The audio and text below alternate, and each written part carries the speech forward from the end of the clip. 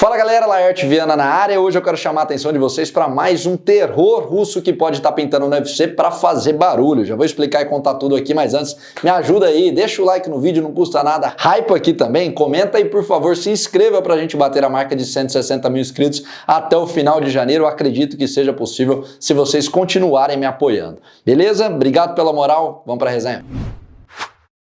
Alex Poatan enfrenta Magomed Ankalaev no UFC 313, dia 8 de março, e caso tenha êxito em mais uma defesa de cinturão, vai ter praticamente varrido toda a categoria, batido os principais nomes, o que pode acelerar o seu processo de subida para os pesados em busca de novos desafios. De fato, se a gente olhar a elite dos meio pesados, tirando os nomes que ele já venceu, sobram apenas Carlos Huber, que vai ter o maior desafio da sua vida contra Jan Blachowicz em março, e o Alexander Rakik, que é bom lutador, porém vem de duas derrotas para Jiri Prochazka e Ankalaev. Acontece que o problema de renovação da categoria pode ter ganhado uma ótima solução nesse último final de semana. Vadim Nemkov, ex-campeão do Bellator, teve uma atuação de gala na PFL na última luta do seu contrato. Agora ele está livre para finalmente poder assinar com a maior organização do mundo. O russo é mais um desses ex-campeões do Bellator que demonstrou insatisfação pública depois que fizeram a fusão com a PFL, falando que gostaria de se manter mais ativo, mas simplesmente não consegue, porque não lhe oferecem lutas, e que isso está o incomodando, que agora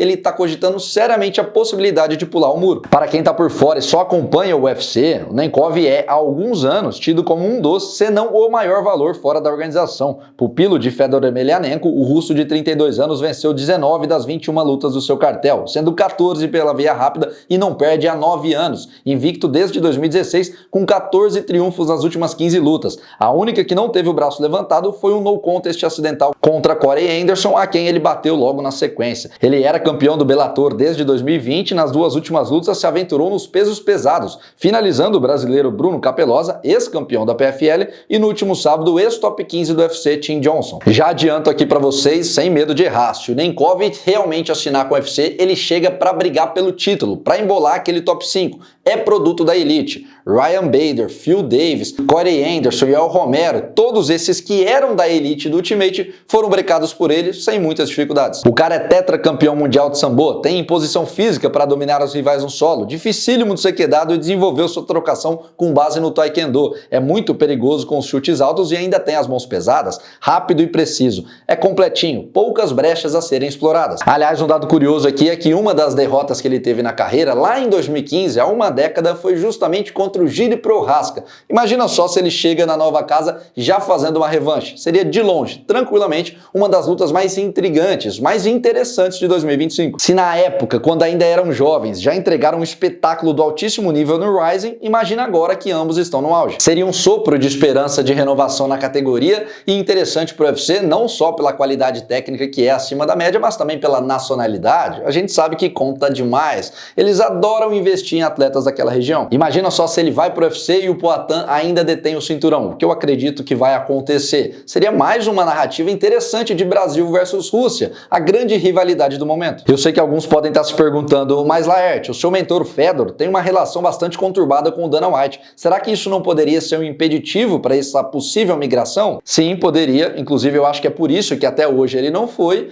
mas a questão é que a realidade atual, o contexto que vivemos, quase que obriga o Nemkov a ir para o UFC para continuar lutando em alto nível, porque simplesmente não há opções. A PFL está enfrentando sérios problemas financeiros, todo mundo reclamando e pulando para fora do barco. A GFL, empresa nova aí que está contratando Deus e o mundo, a galera não acredita que vai durar nem sequer uma temporada. Então, se a gente juntar a eminente vontade do atleta e a necessidade do mercado, acredito que nesse caso o Fedor vai dar o braço a torcer e não atrapalhar numa possível negociação, até porque se ele fica na PFL, vai enfrentar quem? A única saída seria uma super luta contra Francis Ngannou, mas o camaronês luta uma vez por ano e olha lá, o russo teria que ficar parado esperando um bom tempo, justamente o que ele já deixou claro que não quer fazer. Acrescenta aí que pro UFC também seria bastante interessante porque poderia lucrar em dobro, porque embora ele seja um meio pesado natural, como eu disse, ele também se aventura nos pesos pesados, pode agregar em duas categorias. Com 1,83 de altura e 1,93 de envergadura, teria grande desvantagem física em relação aos oponentes, quase sempre o menor, porém compensa com velocidade, atleticismo, e a qualidade que é acima da concorrência,